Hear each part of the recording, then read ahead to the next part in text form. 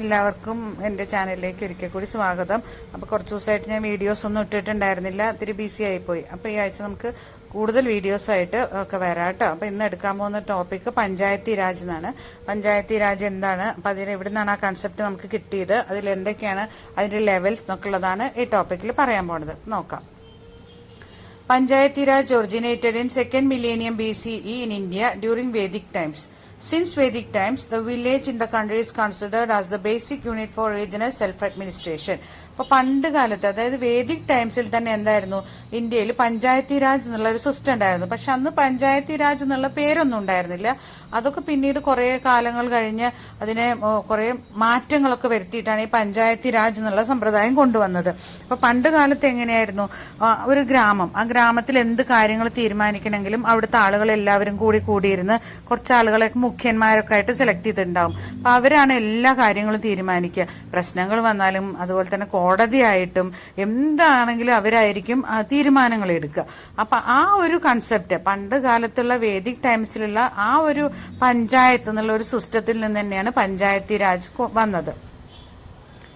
Mahatma Gandhi advocated Panchayati Raj as the foundation of India's political system as a decentralized form of government in which each village would be responsible for its own affairs. Mahatma Gandhi എന്താ പറഞ്ഞ്, ഓരോ ഗ്രാമത്തിനും ഓരോ local self governments വേണം. അപ്പൊ അവരുടെ കാര്യങ്ങൾ തീരുമാനിക്കാൻ അവർക്ക് തനതായ ഒരു ഗവൺമെന്റ് വേണം എന്നുള്ളതായിരുന്നു മഹാത്മാഗാന്ധി ആവശ്യപ്പെട്ടിരുന്നത്.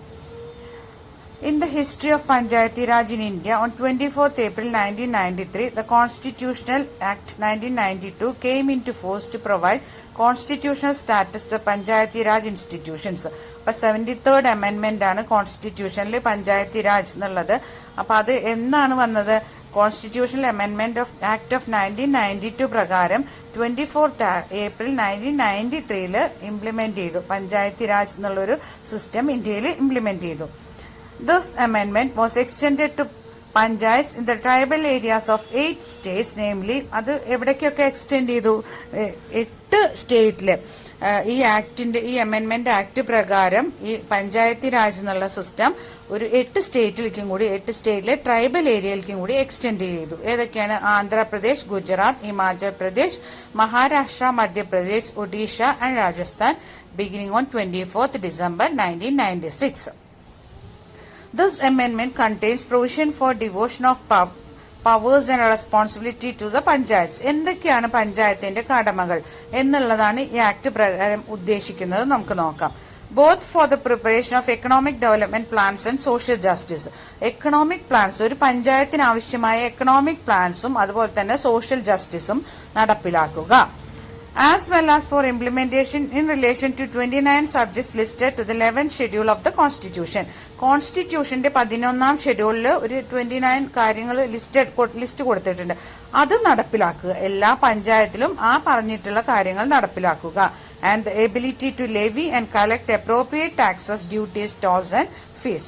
ജനങ്ങളിൽ നിന്നും സ്ഥാപനങ്ങളിൽ നിന്നും ടാക്സ് കളക്ട് ചെയ്യുക, അതുപോലെ തന്നെ ഇതെങ്കിൽ ഫീസോ ഫൈനോ ഈടാക്കുക. ഇതൊക്കെ ആരുടെ ഡ്യൂട്ടിയാണ്?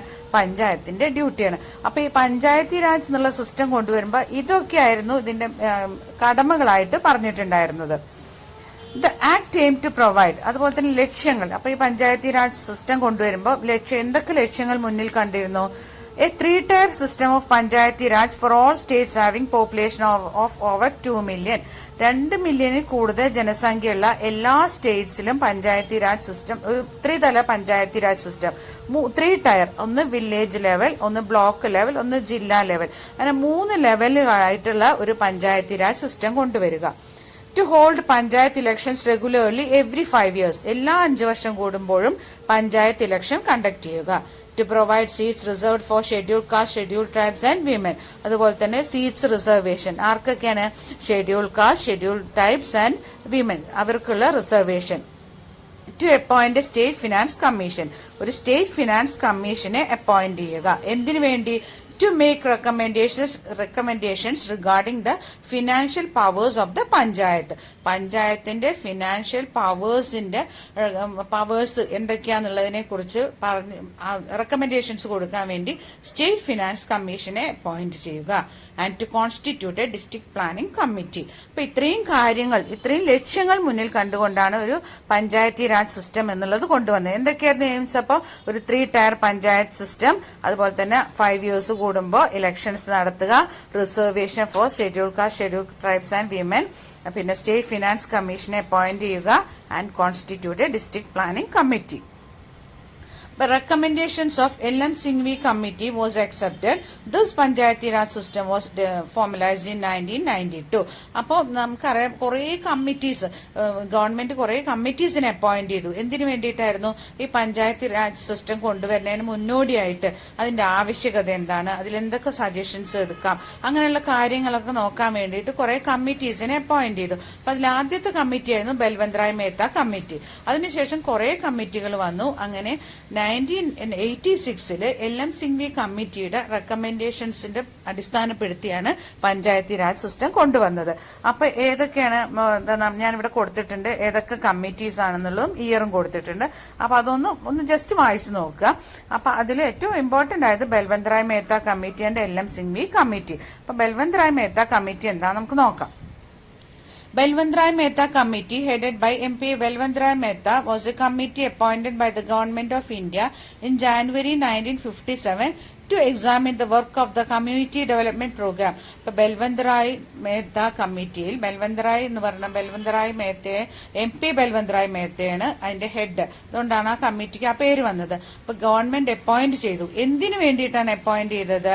To examine the work of the Community Development Program.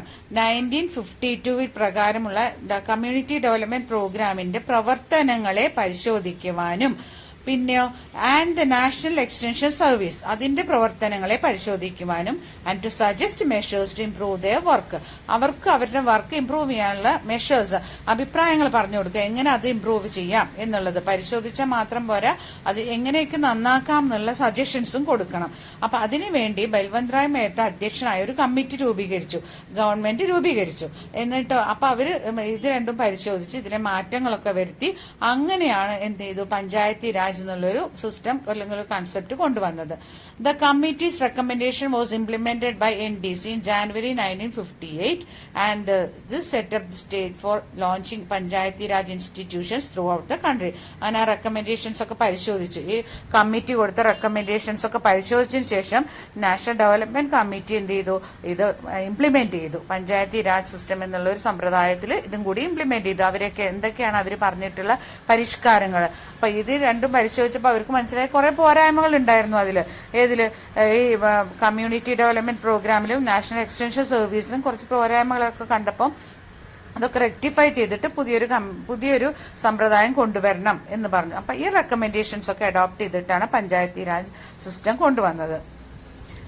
The committee recommended the establishment of the scheme of democratic decentralization, which finally came to be known as Panchayati Raj.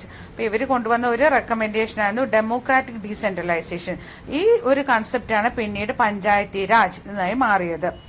This led to the establishment of a 3-tier Panchayati Raj system, Gram Panchayat at the village level, Panchayat Samiti at the block level and the Zilla Parishad at the district level. അപ്പോൾ എന്തായിരുന്നു 3-tier system?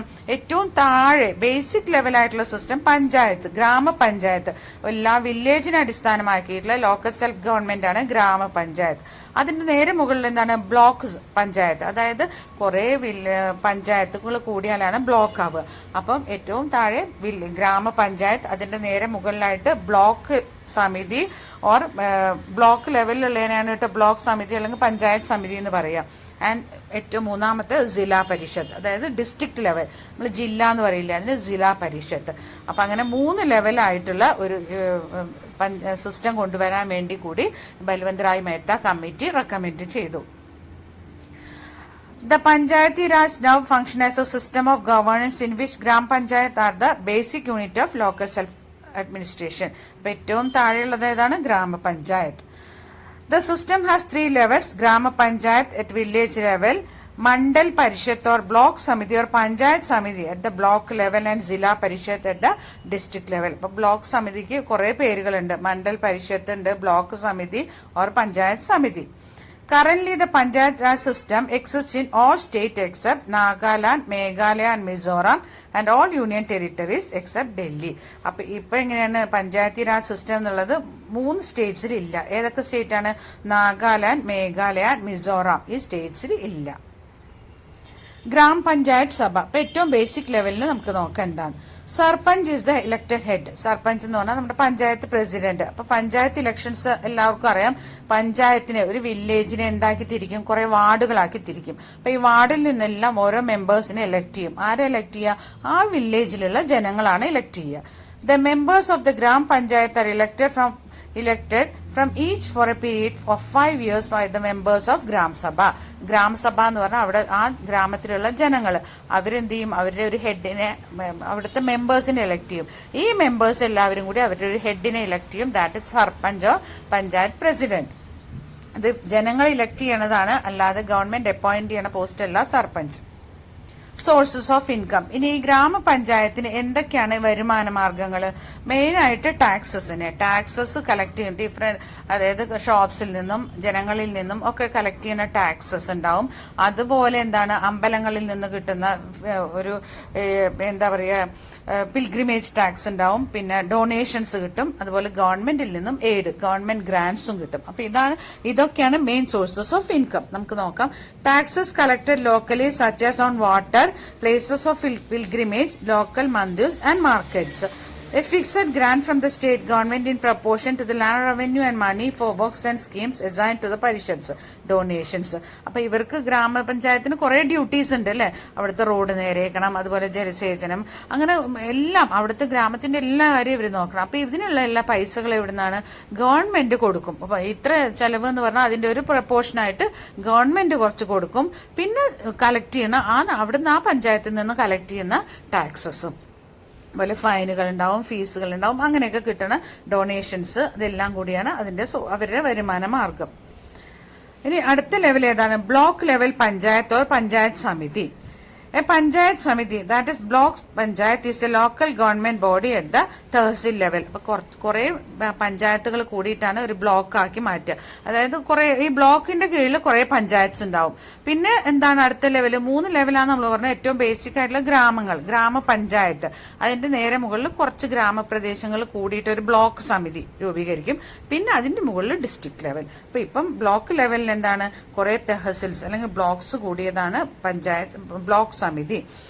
This body works for the village of the tehsil that together are called a development block. കുറെ villages കൂടിയിട്ട് അല്ലെങ്കിൽ കുറെ പഞ്ചായത്ത്സ് കൂടിയിട്ട് ഒരു development block. The Panchayat Samiti is the link between the Gram Panchayat and the district administration. നമ്മൾ പറഞ്ഞു 3 ടയറാണ്. ഏറ്റവും താഴെ ഗ്രാമപഞ്ചായത്ത്, മിഡിലാണ് ഈ ബ്ലോക്ക് സമിതി. അപ്പൊ ഇതിന്റെ രണ്ടിന്റെയും ജില്ലാ പരിഷത്തിന്റെയും ഗ്രാമപഞ്ചായത്തിന്റെയും ഒരു ലിങ്ക്, ഒരു കണക്ഷൻ ആണ് എന്ത്? ബ്ലോക്ക് സമിതി. The tehsil goes by other names in various parts of India. ഇതിന് പല പേരുകളിൽ, ഈ സമിതിക്ക് പല പേരുകളിലാണ് ഓരോ സ്ഥലത്തും അറിയപ്പെടുന്നത്. It is known as Mandal Praja Parishad in Andhra Pradesh, Taluka Panchayat in Gujarat and Karnataka, and Panchayat Samiti in Maharashtra. In general, the block Panchayat has the same form as the Gram Panchayat but a higher level. അപ്പൊ നമ്മുടെ ഇവിടെയൊക്കെ നമ്മൾ പറയാ block panchayat എന്ന് പറയും അല്ലെ. അപ്പൊ നമ്മുടെ ഇവിടെ ഇലക്ഷൻസ് നടക്കുമ്പോൾ പഞ്ചായത്ത് ഇലക്ഷനും ബ്ലോക്കിലേക്കുള്ള ഇലക്ഷനും ഒക്കെ ഒരുമിച്ചാണ് നടക്കാറ്. അപ്പൊ കുറെ എന്ത് തന്നെയായാലും ഇത് എന്താണ്? ഈ ഗ്രാമപഞ്ചായത്തിന്റെ ഒരു കുറച്ചുകൂടി കൂടിയൊരു വേർഷൻ. കുറെ പഞ്ചായത്ത് കൂടിയിട്ടാണ് ബ്ലോക്ക് ആവണത്. അപ്പൊ അതിന്റെ തന്നെ ഗ്രാമപഞ്ചായത്തിന്റെ തന്നെ ഡ്യൂട്ടീസ് തന്നെയാണ് ബ്ലോക്കിനുള്ളത്. കുറച്ചും കൂടി ഒരു ഹയർ ലെവലാന്ന് മാത്രം. ഇനി ഇതിന്റെ കോമ്പോസിഷൻ എന്തൊക്കെയാന്ന് നമുക്ക് നോക്കാം. ആരൊക്കെയാണ് മെമ്പേഴ്സ്, അവരേതൊക്കെയാണെന്നുള്ളത് നോക്കാം. അപ്പൊ ഈ ഇതിലെന്തായിരിക്കും? എക്സ് ഒഫീഷ്യോ എന്ന് പറഞ്ഞാൽ എന്താണ്? ഓൾറെഡി ഒരു പദവി ഉള്ളവരായിരിക്കും ഇതിലെ മെമ്പേഴ്സ്. പിന്നെ അതുപോലെ അവിടുത്തെ ലോക്കൽ ആയിട്ടുള്ള MPs MLAs ഇതിലെ മെമ്പേഴ്സ് ആയിരിക്കും. അതുപോലെ SC/ST റിസർവേഷൻ ഉണ്ടാവും, ST ഒരു കാൻഡിഡേറ്റ് ഉണ്ടാവും, വിമൻ ഉണ്ടാവും, അതുപോലെ തന്നെ ഫാമേഴ്സ് അസോസിയേഷൻ ഉണ്ടാവും, കോപ്പറേറ്റീവ് സൊസൈറ്റി ഉണ്ടാവും. അപ്പൊ എല്ലാ മേഖലകളിൽ നിന്നുള്ള മെമ്പേഴ്സിനെ ഉൾക്കൊള്ളിച്ചിട്ടായിരിക്കും ഈ ബ്ലോക്ക് സമിതി ഉണ്ടാക്കിയിട്ടുണ്ടാവുക. അതിന്റെ ടേം എത്രയാണ്? 5 years ആയിരിക്കും. ആൻഡ് പിന്നെ ഒരു ആളെ ഗവൺമെന്റ് അപ്പോയിന്റ് ചെയ്യും, that is block development officer, BDO. അപ്പൊ block development officer is appointed by the government. പിന്നെ അവര് എന്താണ്, ഇവരുടെ CEO ആണ്. ആരുടെ? ജില്ലാ പരിഷത്തിന്റെയും ഗ്രാമപഞ്ചായത്തിന്റെയും ഒരു ലിങ്ക് ആണ് ബ്ലോക്ക് സമിതി എന്ന് പറഞ്ഞു. അപ്പൊ ഇവരുടെ ഒരു മീഡിയേറ്റർ ആയിട്ടാണ് BDO, ബ്ലോക്ക് ഡെവലപ്മെന്റ് ഓഫീസർ, പ്രവർത്തിക്കുക. അപ്പൊ ഈ കോമ്പോസിഷൻസ് ഒന്ന് വായിച്ചു നോക്കണം. അതായത് എന്തൊക്കെയാണ്? എക്സ് ഓഫീഷ്യോ മെമ്പേഴ്സ് ആയിരിക്കും, അതുപോലെ തന്നെ ആ സ്ഥലത്തെ MPs ആൻഡ് MLAs ഉണ്ടായിരിക്കും, അതുപോലെ ഫാമേഴ്സ് അസോസിയേഷൻസ് മെമ്പർ ഉണ്ടായിരിക്കും, കോപ്പറേറ്റീവ് സൊസൈറ്റീസ് മെമ്പേഴ്സ് ഉണ്ടായിരിക്കും. ഓരോ ഗ്രാമത്തിലും മിൽക്ക് കോപ്പറേറ്റീവ് സൊസൈറ്റി ഉണ്ടാവും. അങ്ങനെ പല കോപ്പറേറ്റീവ് സൊസൈറ്റീസ് ഉണ്ടാവും. അതിനൊക്കെ റെപ്രസെന്റ് ചെയ്തിട്ട് ഓരോ റെപ്രസെന്റേറ്റീവ്സ് ഉണ്ടാവും. SC ST വിമൻ റെപ്രസെന്റേറ്റീവ്സ് ഉണ്ടായിരിക്കും. പിന്നെ ഇവരുടെ ടേം എത്രയാണ്? 5 years ആയിരിക്കും ഇവരുടെ ടേം. ഫങ്ഷൻസ് എന്തൊക്കെയാണ് ഇവരുടെ functions? Implementation of schemes for the development of agriculture and infrastructure, establishment of primary health centres and primary schools, supply of clean drinking water, drainage and construction, repair of roads, development of cottage and small scale industries, and the opening of cooperative societies, establishment of youth organization India. ഇപ്പോൾ ഒരു ഗ്രാമത്തിൽ അല്ലെങ്കിൽ ഒരു ബ്ലോക്കിൽ എന്തൊക്കെ ആവശ്യമുണ്ട്? Primary health centre വേണം, സ്കൂളുകൾ വേണം, അതുപോലെ തന്നെ റോഡ് നേരെയാക്കണം, ഇലക്ട്രിസിറ്റി ഉണ്ടോ നോക്കണം, വാട്ടർ സപ്ലൈ നോക്കണം. അപ്പൊ അങ്ങനത്തെ എല്ലാ കാര്യവും ആരുടെ കീഴിലായിരിക്കും വരിക? ബ്ലോക്ക് സമിതിയുടെ കീഴിലായിരിക്കും വരിക. അതുപോലെ establishment youth organisation of India, അവരുടെ യൂത്ത് ഓർഗനൈസേഷൻ ഡെവലപ്പ് ചെയ്യണം. അപ്പൊ കോട്ടേജ്, അതുമാതിരി ചെറുകിട വ്യവസായങ്ങൾ, കോട്ടേജ് ആൻഡ് സ്മോൾ സ്കെയിൽ ഇൻഡസ്ട്രീസിന്റെ ഡെവലപ്മെന്റ്. അപ്പൊ എല്ലാ കാര്യവും ഒരു ബ്ലോക്കിൽ അല്ലെങ്കിൽ ഒരു ഗ്രാമത്തിനെ സംബന്ധിച്ച് എന്തെല്ലാം വേണോ, ആവശ്യങ്ങളുണ്ടോ, അതെല്ലാം നടത്തിക്കുന്നത് ബ്ലോക്ക് സമിതിയുടെ കടമയായിരിക്കും. നെക്സ്റ്റ് വൺ ഈസ് ജില്ലാ പരിഷത്ത്. അതായത് ഡിസ്ട്രിക്ട് ലെവലിലുള്ളതാണ് ജില്ലാ പരിഷത്ത്. ഗ്രാമപഞ്ചായത്ത് കഴിഞ്ഞു, ബ്ലോക്ക് സമിതി കഴിഞ്ഞു, അടുത്തത് ജില്ലാ പരിഷത്ത്. The governing of the advanced system of the district level in Panchayat Raj is also popularly known as Zilla Parishad. The chief of the administration is an officer of the IAS cadre, the chief officer of the Panchayat Raj for the district level. ആരായിരിക്കും IAS cadre എന്ന് പറഞ്ഞാൽ? District collector ആയിരിക്കും അതിന്റെ head. അപ്പൊ district ലെവലിലുള്ള 3 tier സിസ്റ്റത്തില് district ലെവലിലുള്ളതാണ് ജില്ലാ പരിഷത്ത് എന്ന് പറയുക. കോമ്പോസിഷൻ എങ്ങനെയാണ്? Membership. The membership varies from 40 to 60 and usually comprises 40 to 60 members ആവാം.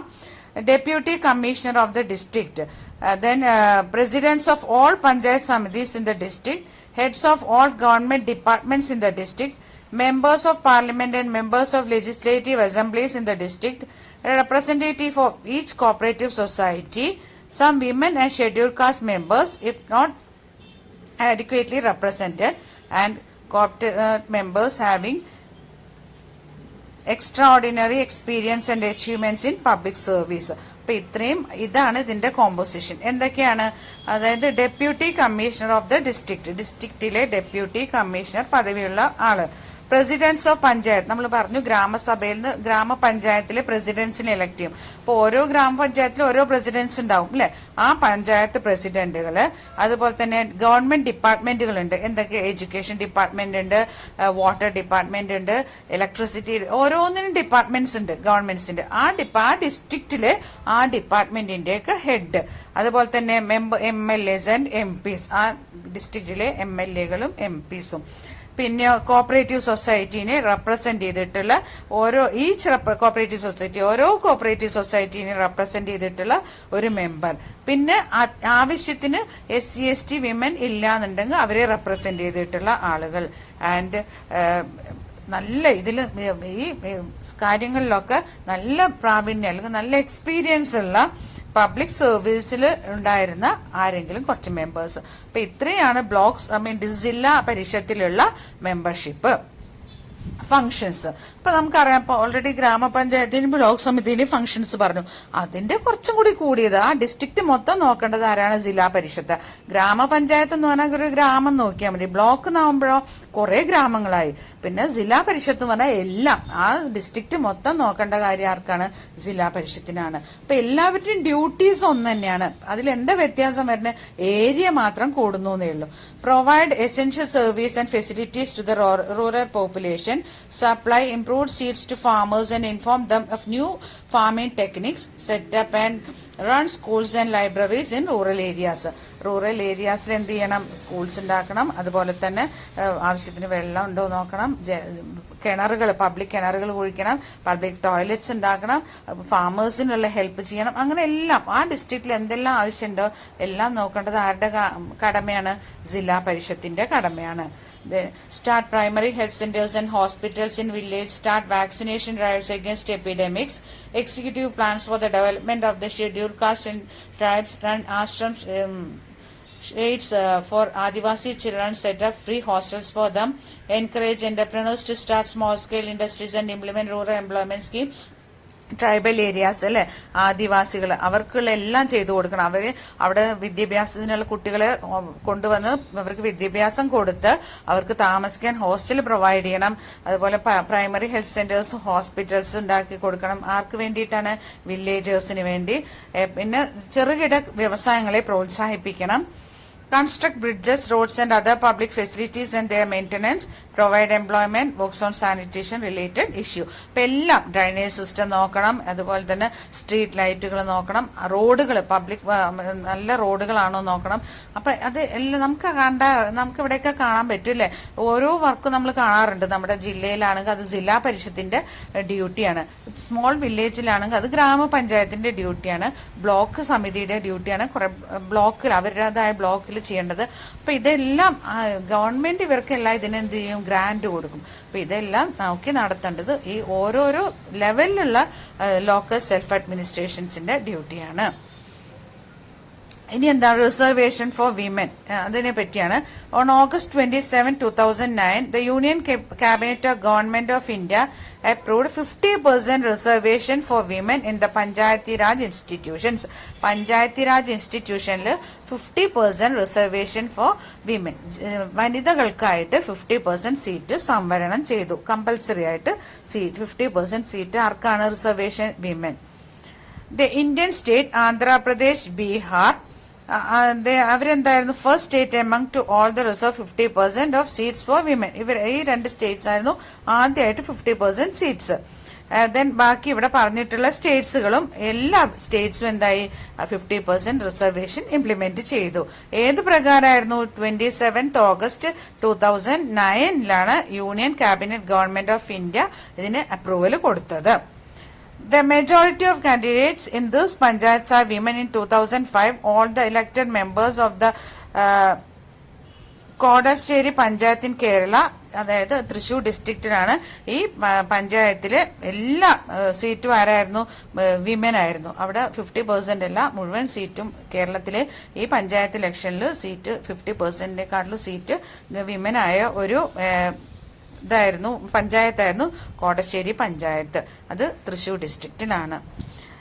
Many panchayats have been successful in achieving their goals through cooperation between different bodies and the political mobilization previously underrepresented groups in India. There is an obstacle literacy that many panchayats face for engagement of villagers and most development schemes being on paper. അപ്പൊ എന്താണ്? കുറെ എല്ലാ സ്ഥലത്തും ഈ പഞ്ചായത്തി രാജ് നല്ല നിലയിൽ തന്നെയാണ് പ്രവർത്തിച്ചു കൊണ്ടിരിക്കുന്നത്. പക്ഷെ പല സ്ഥലങ്ങളിലും വില്ലേജേഴ്സിന്റെ ഇല്ലിറ്ററസി കാരണം എന്താണ്? പലതും പേപ്പറുകളിൽ തന്നെ അങ്ങനെ തന്നെ ഇരിക്കുകയാണ്. ഒന്നും അങ്ങോട്ട് മൂവ് ചെയ്യാൻ പറ്റില്ല. എന്താണ് അതിനുള്ള കാരണം? ഈ വില്ലേജേഴ്സിന്റെ ഇല്ലിറ്ററസി, അവരുടെ വിദ്യാഭ്യാസം ഇല്ലായ്മയാണ് ഇതിന്റെ മെയിൻ ആയിട്ടുള്ള കാരണം. അപ്പൊ അടുത്തത് കോൺസ്റ്റിറ്റ്യൂഷണൽ ഇൻസ്റ്റിറ്റ്യൂഷൻസുമായിട്ട് അടുത്ത് തന്നെ വരുന്നതാണ്. അതുവരെ എല്ലാവർക്കും ബൈ.